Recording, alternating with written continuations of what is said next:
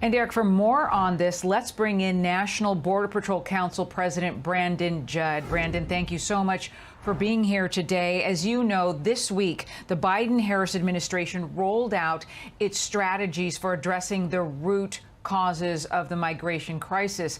In a statement by the vice president, I'll read here, quote, "In Central America, the root causes of migration run deep, and migration from the region has a direct impact on the United States. In everything we do, we must target our efforts in those areas of highest out migration and ensure that these programs meet the highest standards of accountability and effectiveness." How confident are you that these strategies will be effective in slowing things down at the border?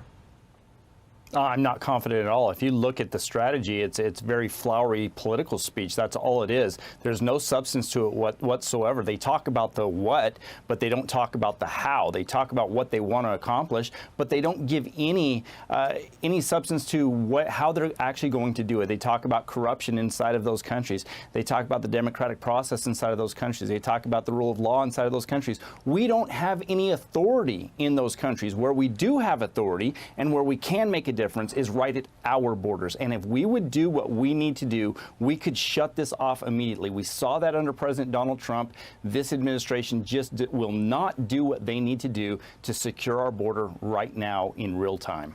And there's a tremendous amount of frustration by the folks who live on the border, the elected leaders who are there on both sides of the political aisle. For example, Democratic Congressman from Texas, Henry Cuellar. Let's take a listen. I've been very respectful, very supportive of the administration, but something has to change when it comes to border immigration issues on that. You heard about how hospitals are overloaded, as Mayor Sines said. Hey, sometimes you have to pit a undocumented person that goes to a hospital with somebody that lives in Laredo or somewhere else. I mean, you know, there's limited spaces. The congressman hitting on the fact that they have a twofold crisis actually happening at the same time. You have a 10-year high in illegal border crossings down at the southern border, but then you also have the COVID crisis that continues to spread down there, and it just gets worse every day.